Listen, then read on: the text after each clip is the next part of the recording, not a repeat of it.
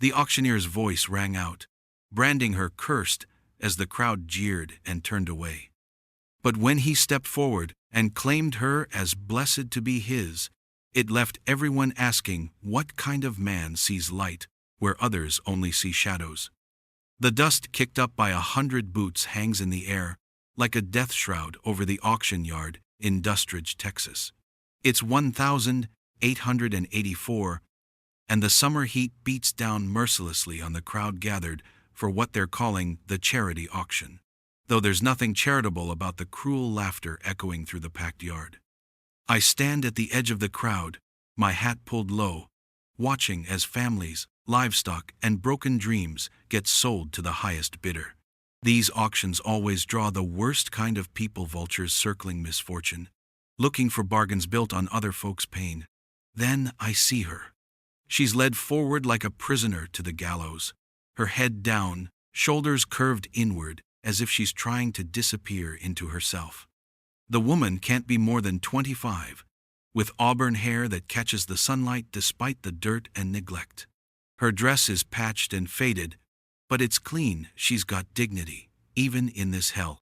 The auctioneer, a fat man named Silas Crow with tobacco-stained teeth, grins like a wolf as he gestures toward her. Now here's something special, folks. He shouts, his voice carrying that particular brand of cruelty that men use when they think they're being clever. We got ourselves Clara Morrison, though most of you know her better as the cursed widow. The crowd erupts in ugly laughter and whispers. I catch fragments of their poison. 3 husbands dead, brings nothing but misfortune. Cursed since birth, devil's own daughter. Clara doesn't lift her head, but I can see her hands trembling at her sides. She's heard every word before, probably 1,000 times. The weight of their hatred has bent her almost to breaking, but she's still standing. Starting bid is $5, Crow announces with theatrical flair. Course, that's assuming anyone's brave enough to risk the curse. They say any man fool enough to take her in will be dead within a year. More laughter, more whispers, but no bids. The silence stretches on, thick with cruelty and satisfaction. These people don't want to buy her, they want to watch her humiliation, to see her broken completely by their rejection. That's when something snaps inside me. Maybe it's the way she's holding herself together despite the storm of hatred washing over her. Maybe it's the memory of my own mother, who died protecting me from men just like these. Or maybe it's just that I've seen enough evil in this world to recognize innocence when it's being crucified. I step forward, pushing through the crowd until I'm standing right in front of Silas Crow's platform. The auctioneer's beady eyes focus on me with surprise and greed. Well, well, Crow says, his voice dripping with mock surprise. Looks like we got ourselves a buyer after all. Though I gotta warn you, stranger, this one's poison. Every man who's tried to tame her has ended up 6 feet under. I look directly at Clara for the first time. Her eyes are green, as prairie grass after rain, filled with pain but not defeat. There's strength there, buried under years of other people's hatred, waiting for someone to see it. She's not cursed, I say, my voice carrying across the suddenly quiet yard. She's blessed. If you think this story is already intense, just wait until you see what happens when I make my bid. The auction yard falls silent, except for the sound of wind whistling through the wooden stands. Every eye is fixed on me, like I've just declared war on common sense itself. Silas Crow's mouth hangs open, tobacco juice threatening to spill down his chin. Did you say, blessed? Crow sputters, recovering enough to find his voice. Son, you must not have heard me clear. This here woman has buried 3 husbands. 3. Ain't natural for a woman to outlive that many men, unless she's got the devil's own luck following her around. The crowd murmurs agreement, nodding heads and crossing themselves like they're in the presence of something unholy, but I keep my eyes on Clara. For the first time since they dragged her up on that platform, she's looking back at me. Those green eyes are searching my face, trying to figure out if I'm another kind of torment or something else entirely. $25, I announce, loud enough for everyone to hear. The gasp that goes up from the crowd sounds like a collective prayer to whatever gods protect fools and madmen. $25 is more than most of these people see in a month. It's serious money, the kind that says a man means business. "Now hold on there, stranger," calls out a voice from the crowd. It's Mayor Hutchins, a round man who sweats authority and fear in equal measure. "You don't understand what you're getting into. That woman's killed more men than consumption and cholera combined. You'd be better off buying a rattlesnake." "At least a rattlesnake gives you warning before it strikes," adds another voice. The crowd laughs, pleased with their own cleverness. I turn to face them all, these good Christian people who've gathered to watch a woman's spirit get crushed for their entertainment. "Seems to me," I say, my voice carrying the edge I learned during 5 years of Indian fighting in Arizona Territory, "that you folks are mighty quick to blame one person for things that might just be bad luck and harder times." "Bad luck?" shouts a woman in a faded blue bonnet. "Hiram Morrison was healthy as a horse until he married her. Dead of fever within 6 months. Then she up and married Tom Garrett, thrown by his horse and broke his neck. Then came poor Samuel Wright, and wouldn't you know it, barn fire took him too. That ain't bad luck, mister. That's a curse, plain and simple." Clara's shoulders shake slightly, but she doesn't crumble. I can see the effort it takes for her to stay standing while these people recite her tragedies like they're reading from a wanted poster. $40, I say, raising my bid and cutting through their ugly chorus. Silas Crow's eyes light up with greed, but there's wariness there too. "Mister, I got to ask, are you right in the head? Because $40 is more than enough to buy yourself a fine horse or a good milk cow or hell, passage to California where the women ain't cursed and the gold ain't played out yet." I pull out my leather wallet and count out the bills slowly, making sure everyone can see that this isn't some drunken boast or fool's gamble. This is real money from a man who knows exactly what he's doing. "She's not cursed," I repeat, looking directly at Clara again. "And I'll tell you something else, she's blessed to be mine." The words hang in the air like smoke from a fired gun. Clara's eyes widen, not with fear but with something I can't quite read yet. Hope, maybe, or disbelief, or the dangerous thought that maybe someone in this world might see her as something other than a walking disaster. "Sold!" Crow shouts, banging his gavel before anyone can object further.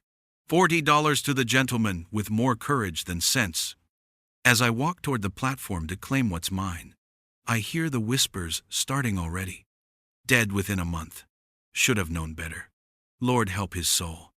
But when I reach Clara and offer her my hand to help her down from that platform, she takes it without hesitation. Her skin is soft, despite the hard work I can see in her calloused palms, and her grip is steady. "What's your name?" she asks quietly, the first words I've heard her speak. "Jack Sullivan," I tell her. "And you're safe now." The crowd parts before us like the Red Sea before Moses, but there's nothing divine in their faces, just fear and fascination, as Clara and I walk through their midst. I keep my hand on her elbow, not possessive but protective, letting everyone see that she's under my protection now. "You're making a mistake," hisses Mrs. Eleanor Watts, the preacher's wife, as we pass her pew of judgment. "That woman's touched by darkness. She'll bring nothing but sorrow to your house." I tip my hat politely. "Appreciate the concern, ma'am, but I reckon I can judge for myself what brings sorrow and what brings blessing." Clara's step falters slightly at the exchange, and I feel the tremor that runs through her. She's heard variations of these words her whole life, and they've carved channels of shame so deep in her soul that kindness probably feels foreign as a language she's never learned. As we reach my wagon, I notice how she hesitates before accepting my help up to the seat. Everything about her movement speaks of someone who's learned to expect pain from human contact, who's been disappointed so many times that hope feels dangerous. "They'll follow us," Clara says quietly once we're both settled and I've taken up the reins. Not physically, but their words will. Their certainty that I'll destroy you like I destroyed the others. Her voice carries the weight of years, not just the grief of loss, but the crushing burden of being blamed for tragedies that were never her fault. I've seen that same look in the eyes of soldiers who survived battles that killed their friends, carrying guilt for accidents of fate that no human being could control. Tell me about them, I say as we roll out of town, past the staring faces and pointing fingers. Your husbands. Not what these people think they know, but the truth. Clara is quiet for so long I think she won't answer. The wagon wheels creak rhythmically against the packed earth road, and somewhere in the distance, a meadowlark calls across the prairie. Finally, she speaks, her voice barely above a whisper. Hiram was kind to me. Older, lonely, since his first wife died birthing their stillborn son. He had a weak constitution consumption in his family, going back generations. The fever that took him had been brewing in his chest for months before we married. But I was the one who sat beside his bed, who held his hand when he passed, so I must have brought it on him. I keep my eyes on the road ahead, letting her set the pace of this painful excavation. Tom Garrett was wild, always had been, rode horses nobody else would touch, took risks that made sensible folks shake their heads. That stallion threw him because it was half broke and ornery, not because I somehow cursed him to die. But Tom's mother needed someone to blame for losing her boy, and there I was, the widow, who dared to love again. And Samuel? Samuel Wright was the gentlest man I ever knew. Her voice breaks slightly on his name. He married me, despite what people said. Told me he didn't believe in curses, only in love. The barn fire started from a lamp left burning in the hayloft. Sam was always forgetting to blow out lamps, reading by lamplight until all hours. But when you're marked as cursed, every accident becomes proof of your guilt. I pull the wagon to a stop beside a creek that runs clear and cold from the mountains. The horses need water, but more than that, Clara needs a moment to breathe without the weight of public scrutiny pressing down on her shoulders. You love them, I say. It's not a question. I loved them all, Clara confirms. And for the first time, there's defiance in her voice instead of shame. I loved them with everything I had, and I mourned them proper when they died. But love wasn't enough to protect them from life's hardships. And mourning wasn't enough to convince people that I wasn't somehow responsible for their suffering. I turned to look at her fully. This woman who's been carrying the weight of 3 men's deaths, along with the hatred of an entire community. Her green eyes are bright with unshed tears, but there's steel underneath the sorrow. Mr. Sullivan, I say, using her name deliberately, claiming it from the crowd that turned it into a curse word. Those people back there see tragedy and look for someone to blame.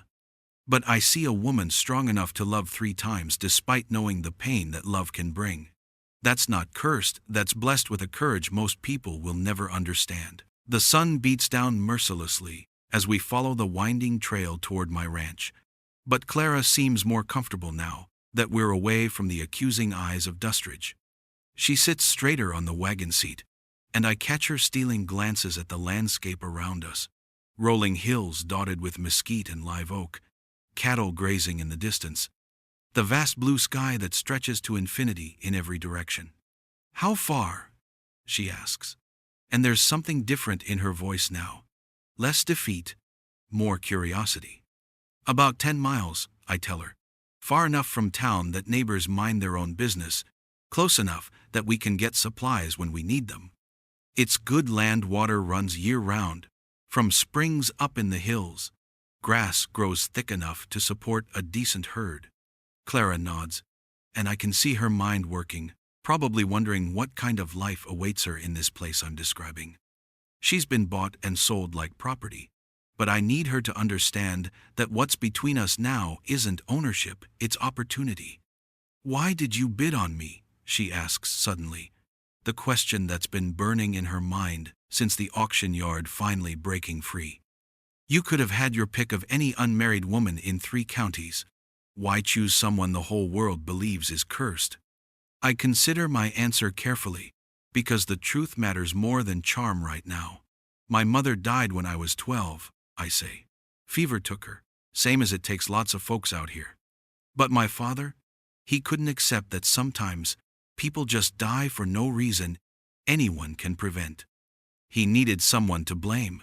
So he blamed her for not fighting hard enough, for giving up, for leaving him alone with a boy to raise. The horse's hooves clip-clop steadily against the packed earth as I continue. I watched him poison her memory with his need to find fault. Watched him turn her love into something ugly in his mind. It taught me that people would rather believe in curses and blame than accept that life is hard and death comes when it comes. Clara's hands are folded in her lap, but I can see her knuckles are white with tension. So you see me as charity? Another lost soul to rescue? Number process. The word comes out sharper than I intended, and I soften my tone. I see you as a woman who's been blamed for things beyond her control, and I see strength in how you've survived it. That's not charity, Clara. That's recognition. Thunder rumbles in the distance, and I glance up to see dark clouds building on the horizon. A summer storm is brewing, which means we need to pick up the pace if we want to reach the ranch before it hits. But Clara doesn't seem concerned about the weather. She's still processing what I've told her. You don't know me, she says quietly. You don't know what kind of person I really am, what I might bring to your life. What if they're right? What if I really am cursed? I pull the wagon to a stop and turn to face her fully. Her green eyes are wide with vulnerability and fear, and I can see she's terrified that I'll change my mind, that this small chance at a new life will be snatched away like everything else has been. Clara Morrison, I say, taking her hands in mine, feeling the calluses from hard work and the trembling from old fears. I've seen cursed men soldiers who brought death wherever they went, outlaws who destroyed everything they touched. You're not cursed, you're a survivor. And if there's one thing this hard country teaches us, it's that survivors are blessed, not cursed. The first fat raindrops begin to fall as I take up the reins again and urge the horses forward. Lightning flashes across the sky, illuminating the landscape in stark black and white, and Clara instinctively moves closer to me on the wagon seat. Tell me about your ranch, she says, as the storm builds around us. Tell me what life is like there. So I do. I tell her about the house I built with my own hands, about the cattle that graze in the upper pastures, about the garden where tomatoes and squash grow despite the harsh Texas Sunday. I tell her about quiet mornings, when the only sounds are birdsong and running water, about evenings when the sunset paints the whole world gold and red. As I speak, I watch Clara's face, and I see something I haven't seen since the auction yard hope. Not the desperate hope of someone drowning and grasping for anything that floats, but the steady, growing hope of someone who's beginning to believe that maybe, just maybe, her luck is finally changing. The rain begins in earnest as my ranch house comes into view, a solid structure of stone and timber that's weathered 3 years of Texas storms and Apache raids. Smoke rises from the chimney, meaning my foreman Miguel has kept the fires burning despite my absence. Home, I say simply, and Clara looks at the house like she's seeing something impossible, a place where she might belong, where her presence might be welcome instead of feared. The storm breaks with the fury of Judgment Day just as we reach the covered porch of my ranch house. Clara huddles close to me as we dash from the wagon to the door, and I can smell the clean scent of rain in her hair mixed with something uniquely her honeysuckle and hope, despite everything she's endured. Miguel Santos, my foreman and the closest thing to family I've got left, appears in the doorway with a lantern held high. He's a compact man with silver threading his black mustache and eyes that miss nothing. Patron, he says with a slight nod, then switches to perfect English for Clara's benefit. Ma'am, welcome to the Running Iron Ranch. Inside, the house feels warm and solid after the chaos of the day. Clara stands in the main room, taking in the stone fireplace, the hand-hewn furniture, the books lining shelves I built during long winter evenings. I'll see to the horses, Miguel says tactfully, grabbing his rain slicker. Coffee's fresh on the stove, and there's stew warming if you're hungry. When we're alone, Clara moves to the window and watches the rain streaming down the glass. It's beautiful, she says quietly. Peaceful. I'd forgotten what peace feels like. I pour coffee into 2 tin cups and hand her one, noting how she wraps her fingers around the warmth, like it's something precious. Tell me about the first one, I say gently. Hiram. How did you meet him? Clara settles into the chair by the fireplace, her wet hair beginning to curl as it dries. I was 18, working in my father's store in Dustridge. Hiram came in every week for supplies. He was 42, had been alone for 3 years since his wife died. Everyone said he was the kindest man in the county. She pauses to sip her coffee. He courted me proper for 6 months. When he proposed, my parents were relieved I was getting old for marriage, and Hiram had land and livestock. I learned to love him. He was gentle, patient. When the consumption symptoms started, I nursed him through every coughing fit, every fevered night. Thunder crashes overhead, and Clara flinches before continuing. Tom Garrett started calling on me before Hiram was cold in the ground. Everyone said it was indecent, but Tom said he couldn't wait for social conventions when he'd loved me since we were children. He was different from Hiram? Tom was fire, where Hiram had been gentle rain. He made me laugh, made me feel alive in ways I hadn't known were possible. When we married, I thought I'd found my other half. Her voice breaks. Tom's horse threw him on our 6-month anniversary. He'd been breaking a new stallion, something he'd done 100 times before. His neck snapped clean. And Samuel Wright? Samuel was safety after the storm. He knew what people said about me, knew the risks everyone claimed came with loving me. But he said he'd rather have 1 year of happiness with me than a lifetime of loneliness without me. Tears threatened to spill over. We had 8 months of the kind of love that makes you believe in providence. Samuel made me feel like maybe I wasn't cursed after all. The fire. Reading lamp left burning in the hayloft. Sam loved to read. Would take books out there for quiet. The hay caught. The fire spread faster than anyone could fight it. He died trying to save the horses.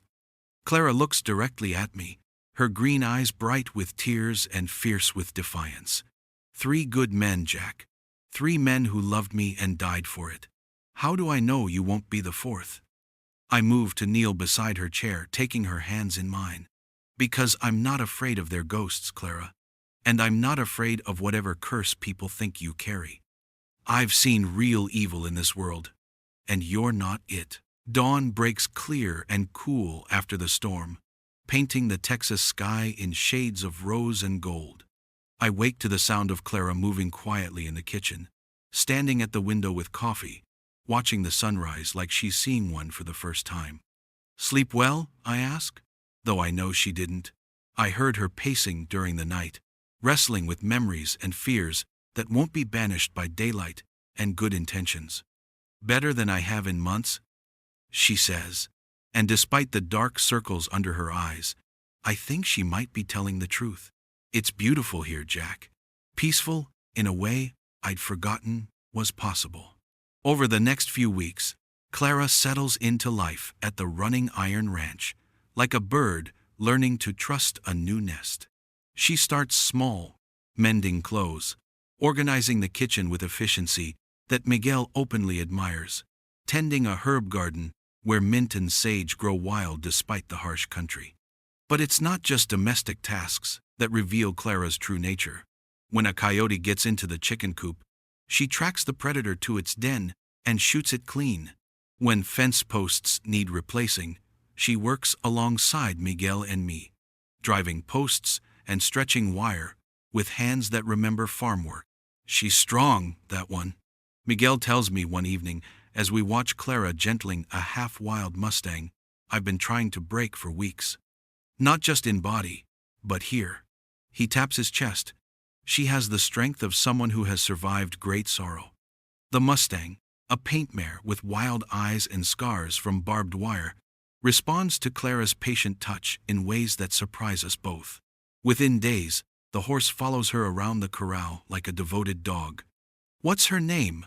I ask one afternoon, watching Clara brush the mare's coat until it gleams. "Esperanza," Clara says without hesitation. Hope. She needed a name that matched her spirit. But not everyone is ready to let Clara find peace. Mrs. Eleanor Watts, the preacher's wife, arrives one Tuesday morning with preserves and righteous concern.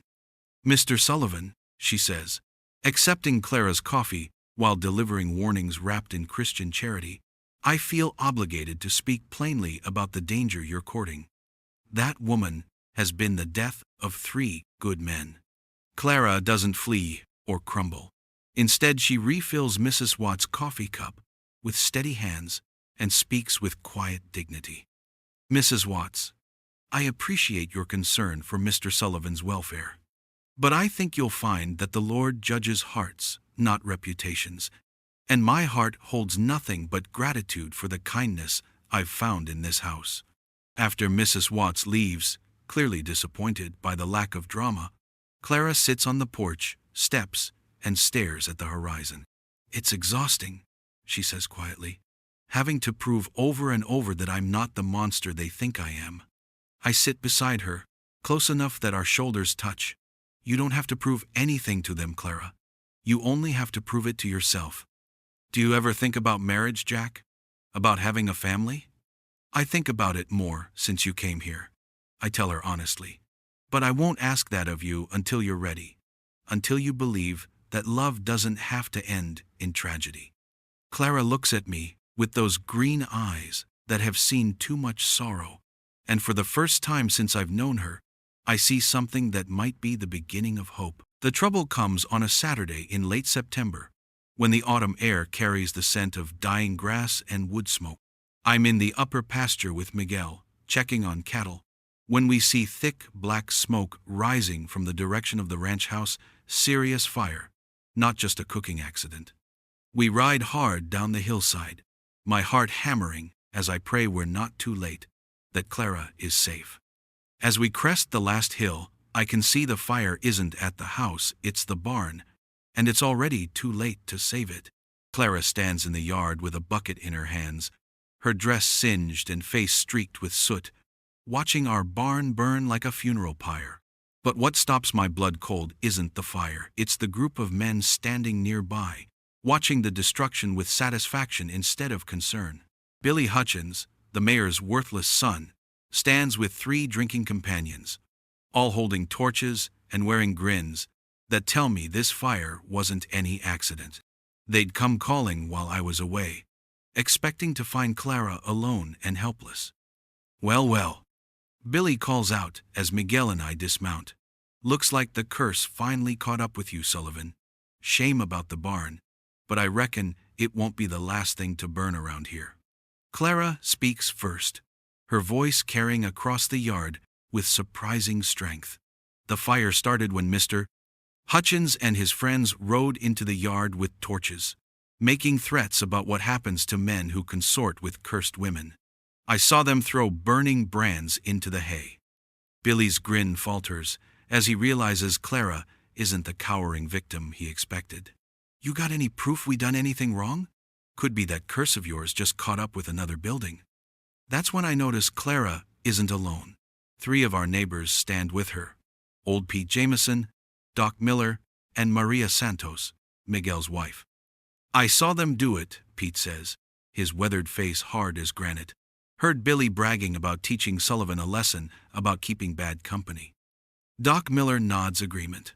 "These boys came looking for trouble, found more than they bargained for when they tried to intimidate Mrs. Morrison." Clara walks directly to Billy Hutchins and looks him straight in the eye, with no fear, no shame, no backing down. "Mr. Hutchins," she says, her voice steady as bedrock, "you came here today to destroy what I've built, to prove that I bring nothing but ruin. But you're wrong. I don't bring curses. I bring strength to those wise enough to see it. And right now, I'm surrounded by people who see it." She gestures to our neighbors. "These people don't believe in your curse, Billy. They believe in decency, in helping neighbors, in standing up to bullies who terrorize women because they're afraid of what they don't understand.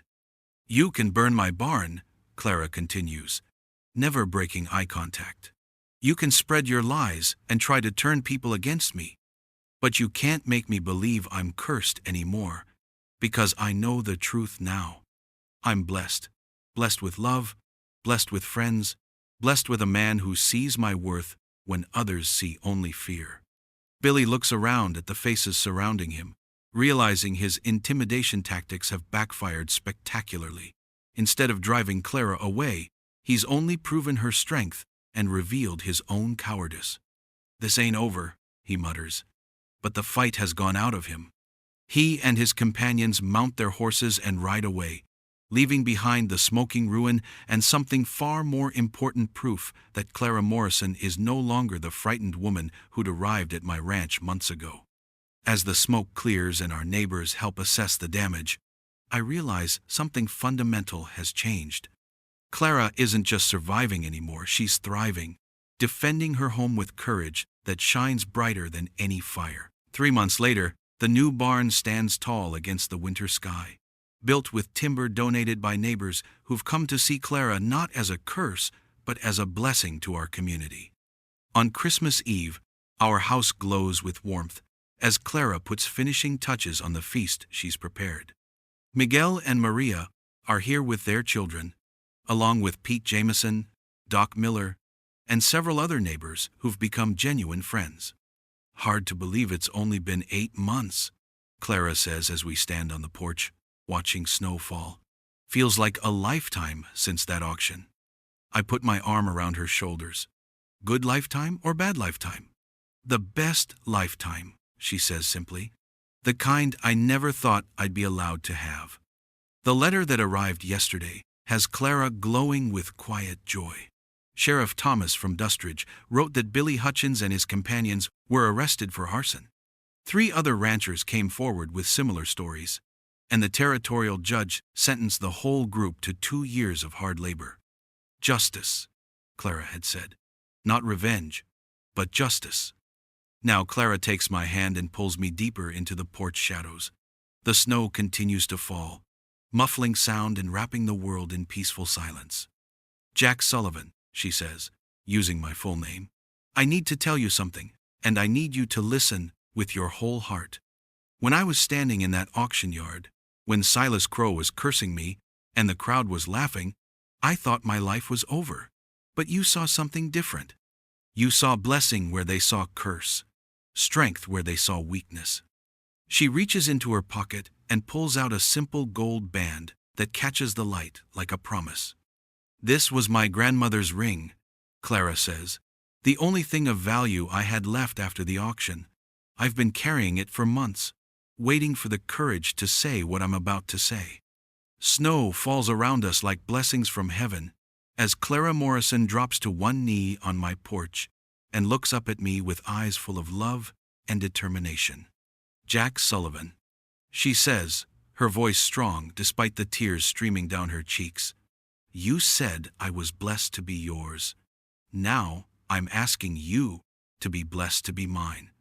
Will you marry me? Clara Morrison, I say, dropping to my knees so we're eye to eye.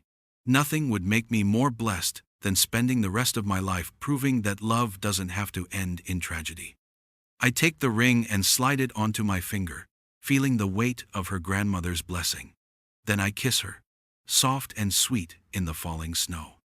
The auctioneer called me cursed, she whispers against my lips, but you were right all along, I'm blessed. We stand together in the snow, 2 survivors who found salvation in building something beautiful from the ashes of old sorrows. The curse is broken, if it ever truly existed. What remains is blessing pure, powerful, and permanent as the love we've forged together. If this story moved you, you won't want to miss what happens in our next tale of frontier justice and unexpected redemption. Hit that subscribe button and ring the notification bell so you never miss these incredible true stories from the American West.